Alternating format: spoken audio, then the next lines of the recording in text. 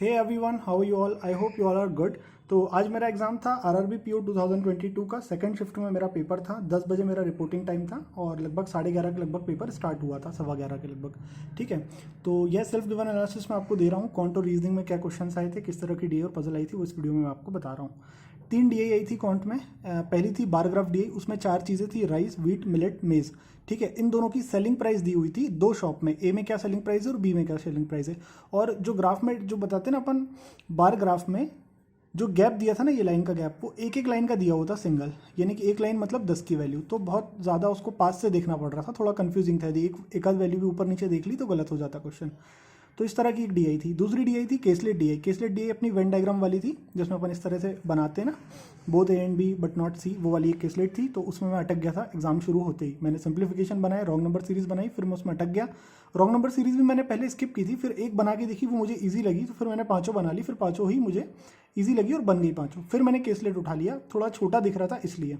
लेकिन हुआ क्या, उसमें कोई भी वैल्यू नहीं दी हुई थी, सिर्फ उसने एक एवरेज बताया था, एक का किसी से कम है, ये सब बताया था, वैल्यू नहीं दी थी। थोड़ा सा वो ट्रिकी क्वेश्चन था, मैं ये कहूँगा, कंफ्यूजिंग था। तो उसमें मुझे टाइम भी लग गया और वो बनी नहीं, फिर मैंने उसको स्किप करी और आगे चला गया। तो वहाँ पर मेरा थोड़ा सा टाइम चला गया। उसके बाद एक जो डीआई थी वो टेबल वाली डीआई थी। उसमें बुक्स दी थी, हिंदी और इंग्लिश 2 तरह की किताबें थी, इन दोनों का रेशियो दिया हुआ था, टोटल नंबर बुक्स का दिया था। तो ये सिंपल डीआई थी एक। तो ये 3 आपकी डीआई थी। रॉन्ग नंबर सीरीज़ के 5 क्वेश्चन थे और इजी मॉडरेट इजी थे, मतलब ज़्यादा डिफिकल्ट नहीं थे। अप्रोक्सीमेशन थोड़ा सा मॉडरेट था। 6-6 7-7 नंबर का वहाँ पे अप्रोक्सीमेशन हो रहा था। ऐसा नहीं कि अपन अप्रोक्सीमेशन 1 या 2 कम करते हैं, है ना। तो जैसे 324, 325, 26 दिया तो अपन 18 का उसको स्क्वायर कंसिडर कर लेते, लेकिन यहाँ पे 7-7 नंबर का डिफरेंस अप्रोक्सीमेशन में दिया था। तो उस वक्त ऐसा लग रहा था कि आंसर कहीं गलत तो नहीं आ रहा है, पर इतना अप्रोक्सीमेट वो हो ही रहा था। तो 5 क्वेश्चन अप्रोक्सीमेशन के थे। और अरिथमेटिक मैंने बहुत कम किए, 3 से 4 क्वेश्चन मुश्किल से किए होंगे। प्रॉफिट एंड लॉस था, सीआई था, एसआई में से, है ना, सीआई था। और मेंसुरेशन का एक क्वेश्चन था, सर्कल और स्क्वायर पे कुछ था वो। और बोट एंड स्ट्रीम का एक क्वेश्चन था, रेशियो से एक क्वेश्चन था, और टाइम स्पीड डिस्टेंस एक क्वेश्चन था। और एक क्वेश्चन वो फ्रैक्शन वाला था कि न्यूमरेटर को इतने से बढ़ाया, डिनोमिनेटर को इतने से कम किया। तो ये क्वेश्चन कुछ मुझे याद थे, तो मैंने यहाँ पे लिख दिए अरिथमेटिक के। तो अरिथमेटिक में जो मेरे क्वांट में जो मेरे अटैम्प्ट हुए टोटल, वो हुए हैं 40 में से 27 अटैम्प्ट। क्वांट में 27 हुए हैं, ठीक है। और रीजनिंग में देख लेते क्या है। 4 पजल आई थी। पहली जो पजल थी वो सर्कल वाली थी, सारे पर्सन इनसाइड देख रहे थे और उसमें 10 लोग बैठे थे। दूसरी जो पजल थी वो नॉर्थ साउथ फेसिंग थी, ये वाली जो पजल होती है जिसमें बैठे थे 6 लोग बैठे थे, ये ऊपर देख रहे थे, ये नीचे देख रहे थे, ठीक है। और 12 लोग इसमें बैठे थे, 6 ऊपर 6 नीचे। तो 2 ये पजल हो गई। तीसरी पजल थी फ्लैट फ्लोर वाली, जिसमें 2 फ्लैट थे, पी और क्यू, एक वेस्ट में था एक ईस्ट में, इस तरह से। और उसमें 4 फ्लोर थे और 8 पर्सन उसमें बैठे हुए थे। चौथी जो पजल थी आपकी वो थी मंडे टू संडे। कुछ लोग हैं साथ जिनको डिफरेंट आइटम्स पसंद है। तो ये आपकी 4 यहाँ पे पजल हो गई। तो 20 क्वेश्चन इनसे बन गए। फिर एक कोडिंग डिकोडिंग था, 5 क्वेश्चन इसमें से। कोडिंग डिकोडिंग थोड़ा सा लेंदी था, जो अपन डायरेक्ट स्क्रीन से देख के बनाते हैं उस तरह से इसको नहीं बना सकते थे, क्योंकि जो क्वेश्चंस थे उसमें भी 2-2 3-3 कोड उन्होंने दे रखे थे।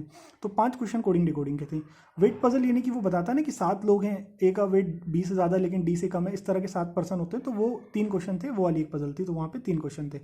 ब्लड रिलेशन के 3 क्वेश्चन थे। ब्लड रिलेशन ट्रिकी तो नहीं थी लेकिन समझने वाली थी। एस और के 2 ब्रदर थे, ठीक है। और बताया नहीं था कि कौन मैरिड है कौन अनमैरिड है, बस वो क्वेश्चन से पता चल रहा था जब उसने पूछा कि उसका सन इन लॉ कौन है, तो इस तरह से पता चला कि कौन मैरिड होगा।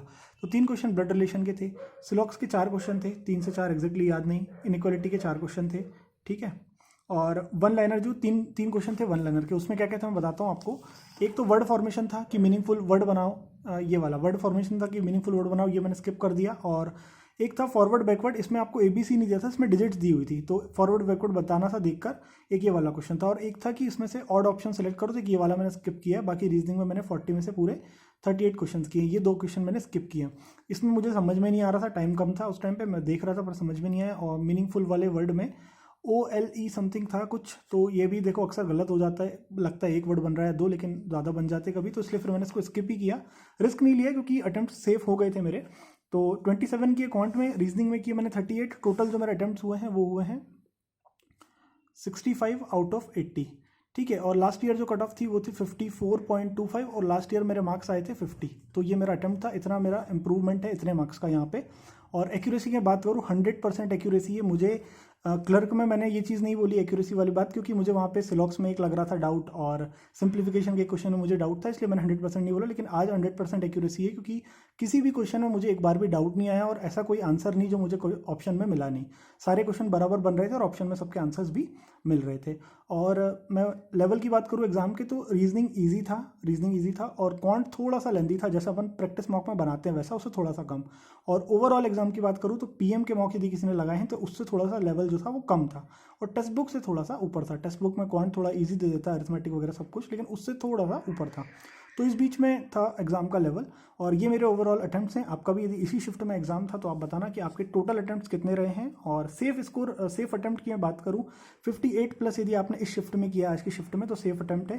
क्वांट में 25 प्लस और रीजनिंग में 32 प्लस समथिंग यदि आपने किया है तो ये एक सेफ अटेम्प्ट है, कोई दिक्कत नहीं है। लास्ट ईयर वैकेंसीज कम थी, इस ईयर जो है एमपी में वैकेंसीज ज़्यादा हैं।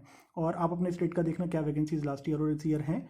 तो कट ऑफ के चांसेस मुझे नहीं लगता कि बढ़ने के हैं, उल्टा मुझे तो लग रहा है कि इसके आसपास ही जाएगी या एक आध नंबर कम हो सकती है।